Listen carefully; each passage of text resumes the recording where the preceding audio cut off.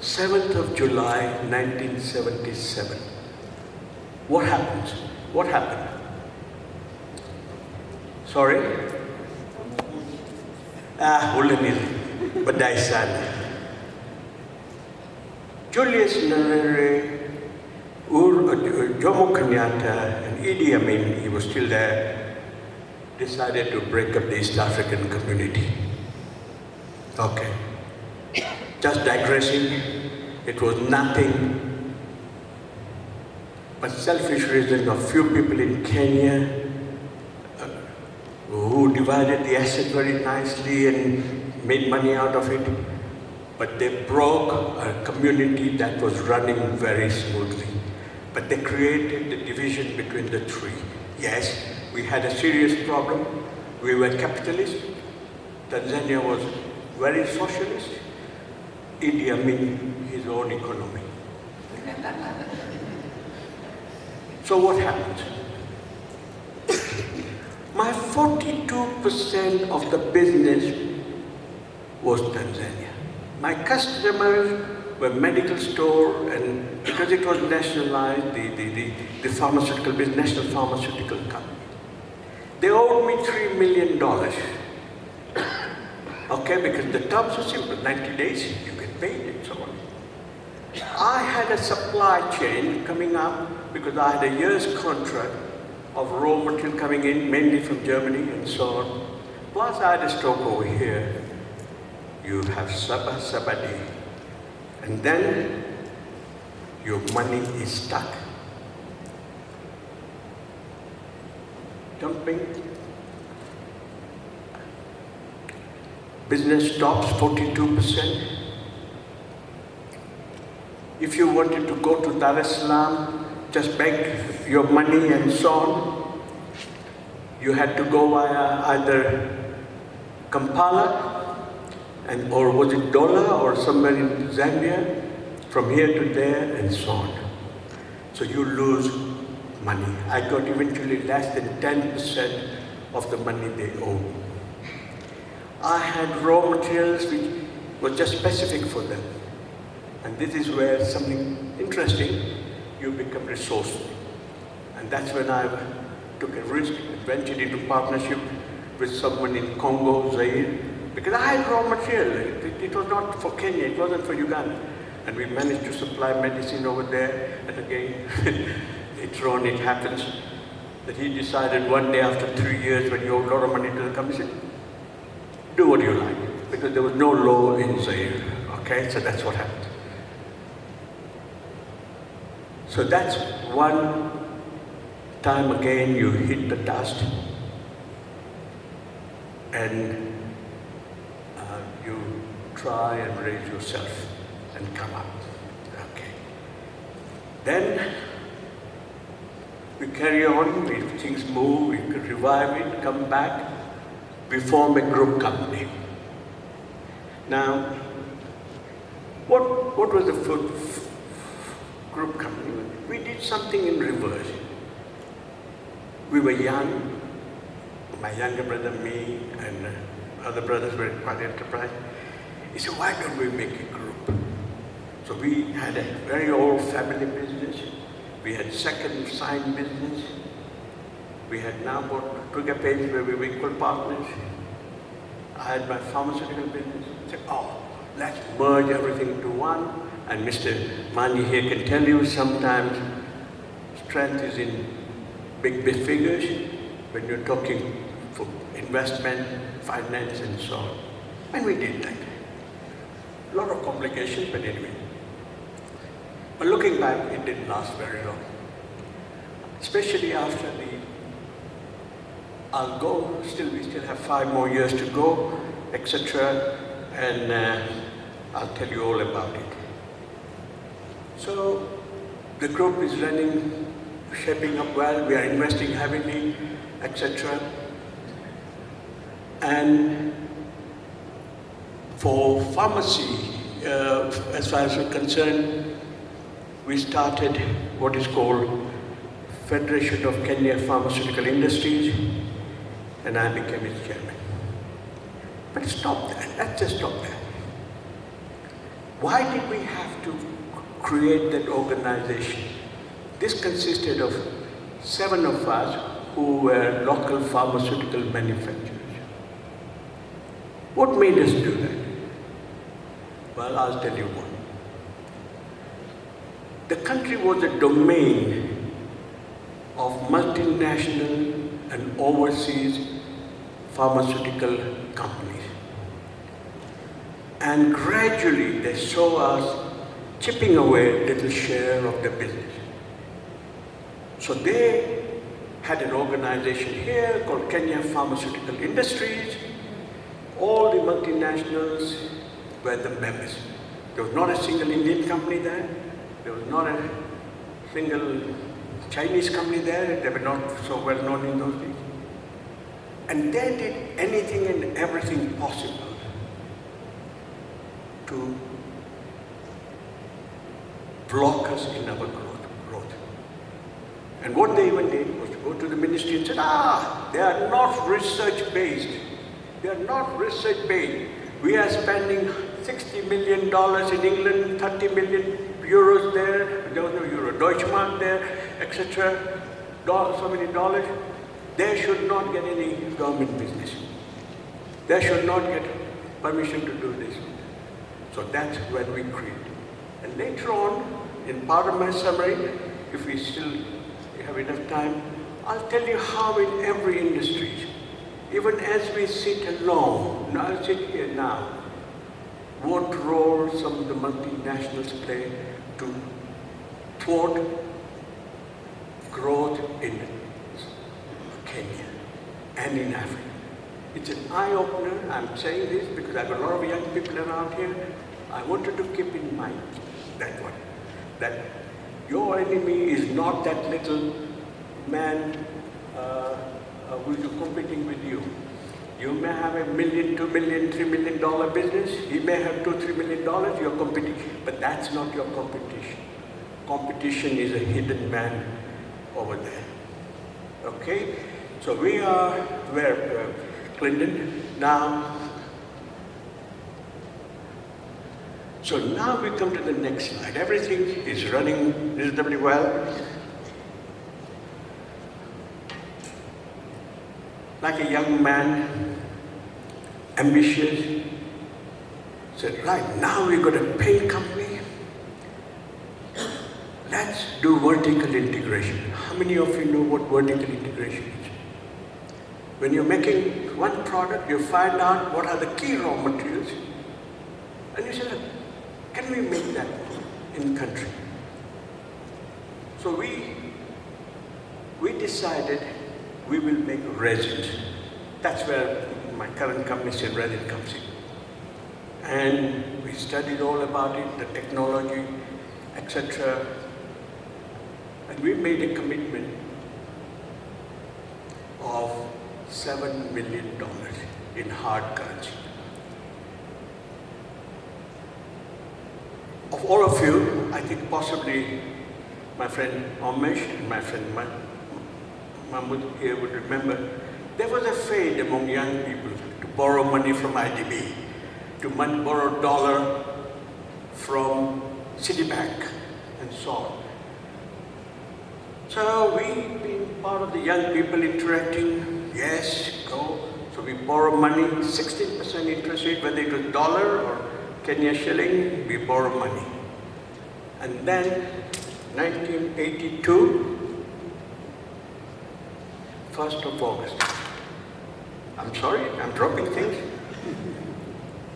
Best is to keep them in pocket. My resin plant was commissioned on 31st July, 82. We were very conservative because we didn't know whether it would be commissioned on time or not, because, but we were commissioned 1 month before the Swedes had committed. So we had brought in very little raw material. We had 7 million debts in dollar, and you have an attempted coup. What happens? The exchange rate for dollar became 13 shillings in course of 3 months, 2 months. there was vacuum at central bank for dollars. So we had a beautiful Swiss plant, beautiful Mercedes there, tried out, tuned up. We didn't have fuel. We didn't have money to buy raw material, okay? And I've just put a slide here. These are some of the things that happened. And when you are down, a number of other things happen. We didn't realize, we knew we had a competitor in Kenya, a German company, Herx Limited, that they were banking with Citibank. So first thing they did was to go to Citibank and said, laugh, say, ha ha, I told you, this Wayne company, they're going to lose, you're going to lose money. You were happy to give them working capital and a term loan. Now they haven't got raw material, they're going to drop that. You're going to lose, we had $3 million, $4 million from them, balance from IDB. I said, nah. So what does Citibank do?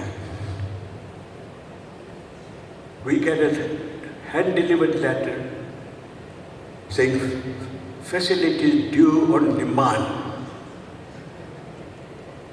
Fortunately, we had not used any of the working capital because we were conservative. So my overdraft was dropped to 0. And you had budgeted your finance for the raw material, the debtors, and everything. They also wanted to do the same with the term loan. So I quickly read the agreement and I saw on your dead body. We'd already spent money on finishing the plant and so on. I said, 7 years? I'll spend it 7 years. But the pressure it put was that every month on the last day, Barclays banker's check was delivered to them before 12 o'clock. Okay? So imagine you're starting a business, borrowed, and tomorrow you have no banking facility. You don't have foreign currency. And that's when we became very enterprising. And I think that's what excited you, Ari. We mobilized ourselves. We did 2 things. We set up a small 2-man show to start flying to Rwanda, Burundi, Congo, and see what we can export in hard currency. Okay. The second thing we did, bit of luck as well, one of our friends was being visited by a managing director of a large supermarket in Saudi Arabia, in Jeddah, Mr. Halwani. So we invite him home and we put about 12 types of cheese over there, 3 types of wine, and we said we'll cook here in open air, not exactly Karoga, but almost there. And in 10 minutes he said, I'm going to do the cooking, you don't know the cooking. Cheese, he said, Arun, rubbish. Wine, he said, no. And when I went there, he invited me. He was a connoisseur of wine, cheese, and he was a chef in his own right. And he had 7 supermarkets in Ringman. But that's digressing. But I'm purposely doing it because there are some of the interesting memories you have sparked off in me. We started exporting flowers, vegetables from Kenya. To earn enough dollars, I had a paint company and resin company for which I needed dollars, etc. So we just survived. Fortunately, the export to Uganda, we had been working on certain export businesses, it materialized, it started giving us dollars to overcome. But it takes time, it doesn't happen overnight, 3 years, 4 years. In the meantime, the currency gets devalued. We paid the final installment when shilling was 24 shillings. Remember, it's from 16%. So if you really look at it, if I had taken money in Kenya shilling, now I was paying 16 times 4, 64% interest on that one. So we just managed to survive that one. Now, So I again want to bring back to you one little point when you're young people. It's the multinationals who do a lot of damage to you. Okay? They did not want, they had a monopoly over here. They were making two types of main branches and they had a monopoly. And when they say you coming, they're going to use any little tricks to cause you pain. All right, so where are we now? Anything over here? Sorry, Clinton, go back to you. Parallelly, we had pack laboratories. We had government contract to supply various antibiotics.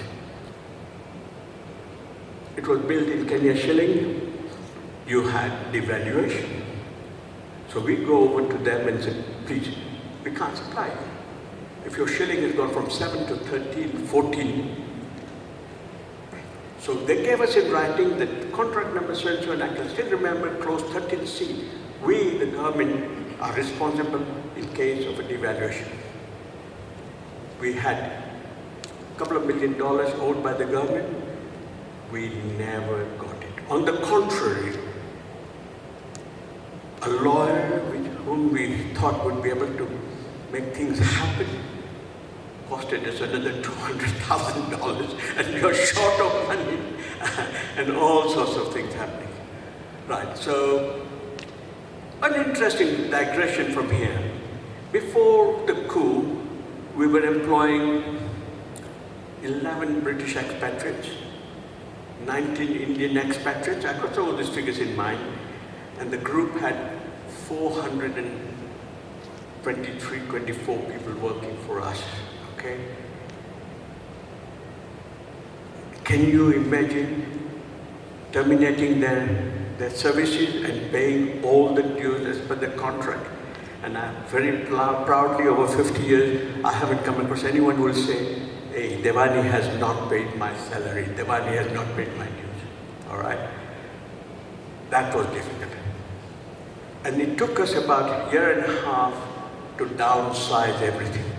At that time, I had a couple of Kenyans on my board. One of them was Chris Malawu, Andrew Ligale. So when we have a board meeting, 5 group, and very proudly I said, you know, directors, we have managed, by the way, the business had dropped 60% for the group, 60% for the group. So I managed to say, look, we are on bounce back.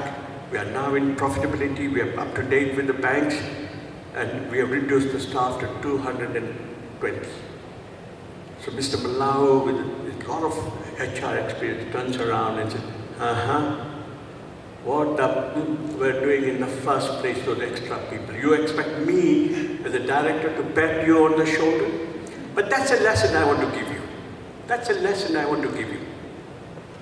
What happens is when you are growing, two things happen. You have a little bit of liquidity, money coming in, you feel a little bit of pressure of being able to do something on time, so take extra person, okay? You keep on mounting up your number of people. Second thing that happens is you start listening to the so-called expert in the company. Oh, let's buy a new truck, let's buy a new lift, let's buy a new reactor, let's buy a new surge. I learned the hard way. You may be the expert at it, but unless you can convince me and you can relate it back to dollar and sign, without too much of a gambling, because a salesman is a gambler, or someone who wants to set up a project is a gambler. He wants the best of the lot, but he does the economy, the potential of your business justified. And I have paid price for equipment, or overstretching. Like my resin plant, I mentioned $7 million. Today I can do it for $1 million. Because I can do it. I was depending on the experts and so on. So experts, depends who they are. Yeah, I have believed grow incrementally, so you can do it within your cash flow, rather than say, okay, I've got an expert, he's going to sell the whole plant. I have not succeeded. There are lots of people who have been very successful, etc. But I, over a number of years, doesn't matter which business I have been involved in, I've taken a hit each time I have listened to somebody else not asking too many questions. So ask questions. All right, so let's go further. Oh yeah, go back. Go back. That's a very interesting one. The last line on the slide.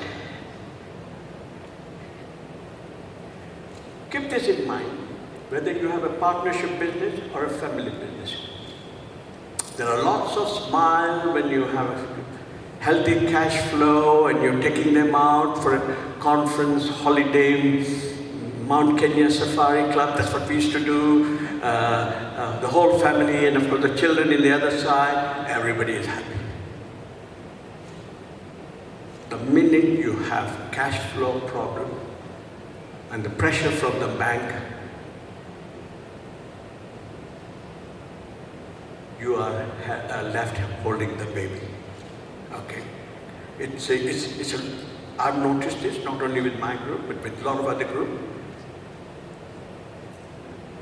When the business starts doing negatively, you will have quarrels, arguments, and everybody saying, I can do the job better than you.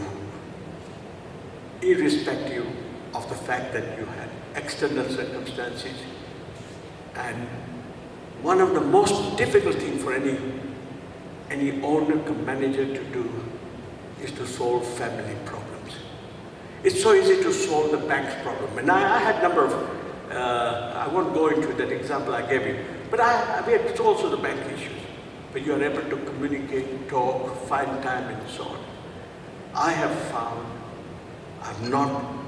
it's not been easy when the family turns against you. And the first thing they say is, I can do the job better than you. And if they know what you're doing, they can't do it. Let's divide the business. Let's divide the business. That's the cycle we in family business go through. Ashwin bhai, would I be wrong? That happens to your business as well? Family business? You multiple companies and so on? So I hope it's been interesting. Let's go further. How am I doing? I think I'm running late, but I don't know if I'll finish everything, but I'm going to try. Now,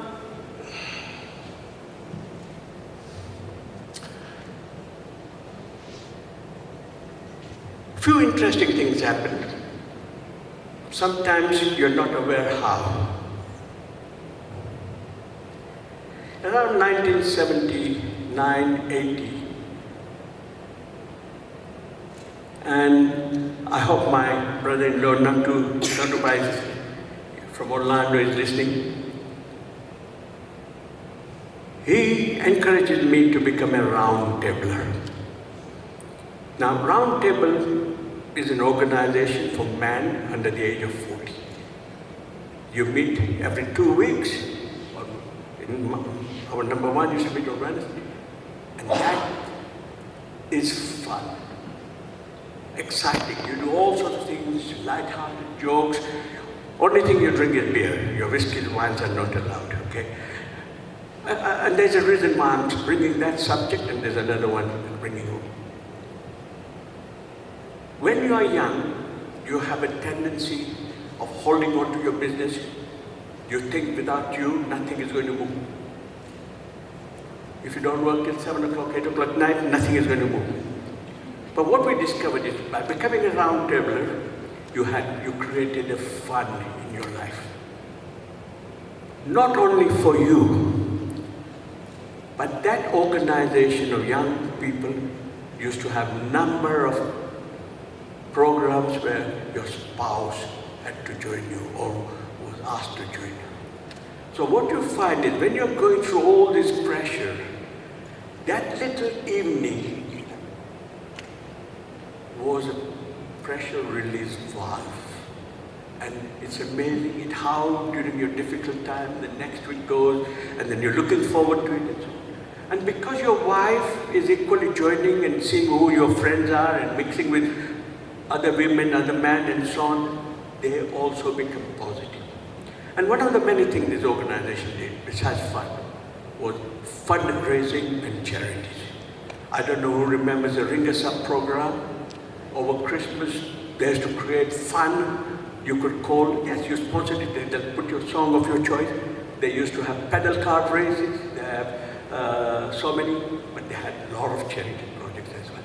And Beatrice, the first Smile project was created by Club Roundtablers in this country.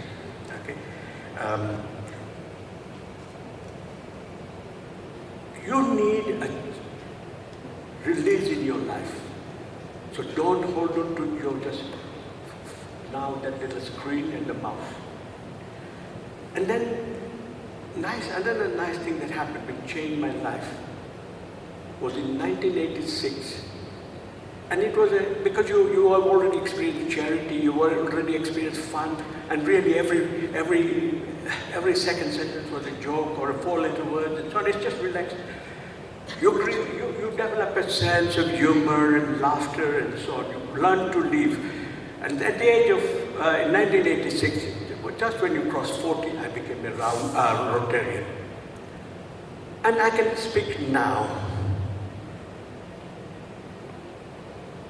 Perhaps Rotary has changed my life and showed me a different world than I would have experienced now by not becoming a roundtabler. Now let me dwell on it, because it's not only business I wanted to talk. I wanted to tell you how little things you do in life, earlier on in life, affects, call it happiness factor, success factor, and the pressure release factor. As I said, in 77, my knees would shake when I was chairman of Pharmaceutical Society, and if I came to microphone. But Rotary, they groom you from the little thing. Okay, you become the sergeant at arms, you become so-and-so. Everybody is forgiving. And it's amazing how you gradually develop into a different personality altogether. And really, if I have to look back, my interaction with people, how I interact, what I speak, what I don't speak, I have learned and refined from Rotary. There used to be a period, you feel very shy in putting a badge on a lady or just going in. Now I have a problem, and my wife has said it.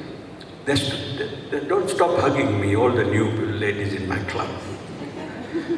Isn't it true, Arun? So, but what I'm saying is, and then every week you're having a speaker. So you're learning something new. When in good days before pandemic days, we used to have visitors from all over the world. Rotarians come down, you're meeting people from Far East, from America, from Norway, from Sweden, South Africa, and so on. And this is where a fantastic change comes into you. But it doesn't stop there, because one of the many things you do in Rotary is service before self, which means a lot of things you're doing, at the end of the day, what service can you do to the society? I've got about half a dozen Rotarians here, so they can tell me if I'm wrong. And what does that do? Yes, fun, you have to raise funds, fun, and so on. No, but there's something else it does. And that's what it did in my case. What it does is gives my wife and my children to observe the other side of the world, which is not you, not you, not you. And it gave us an opportunity to welcome people of different race, tribe, color, home, different languages. We got the chance in turn to go to their places, and our children were observing, watching, and we made them interact with all these people. So looking back, what have I gained most from Rotary? And I'm still involved in so, is that I have my wife and children who automatically have become more open-minded people, happy to meet people, happy to talk to them in different languages, irrespective of things, happy to try different cuisines, and most important, they also believe in charity and service. Now, if I have done nothing else in my life, that one has been a great reward, and my pleasure to say, right. And I'm not saying this because Eli is here and Anjali is here and so on. So, right. Arun, I could carry on with the little details and so on. You got 5 more minutes for me? Okay. I have a lot of things to jump. If you don't mind, I'll jump. Because one of the many things perhaps I have, recognized or known or something, is some of the contribution I made when I became chairman of Kenya Association of Manufacturers. So I'm going to jump to that side, and I'm going to also, I've made a small slide because one of the questions Arun asked is, where do you think Arun Kenya is going? What are the things, well, what do you think of it? Okay? So I'll jump over there. So I'll skip a lot of my little stories and so on. Okay. So becoming member of KM, I again had a phenomenal exposure. One of my earliest tasks was to recreation of East African Customs Union. Because what we realized as a business community is, after the breakup of community, we are just a little pond. We didn't have scale of manufacturing to make us competitive. So that means we would always be importing. So I worked very hard, and that gave me a chance to meet Museveni, the president of Tanzania, and the Kenyans and so on. And I just want to tell one story because it was funny and nice. We had a meeting with Museveni. Of course, like Mahmoud Manji here will tell you have to wait 4 hours before he drops in. Never keeps his time. And we were arguing about the tariff between the 3 countries, and Museveni said, wait. 3 pygmies are fighting to say, I am 3 millimeters long or taller than you, I'm 1 millimeter shorter than you, so I should get that benefit because I'm 3, you should sacrifice. And that's when he said, listen, your competition is not Kenya, Uganda, Tanzanian products. You are pygmies. These countries are pygmies in terms of business. Your competition is multinationals. So stop being petty. And I admire him for that one. Okay, so let's go to the next slide. Let's see what, jump 1 or 2 slides so we come to our important ones. Let's go to the, I have the, sorry.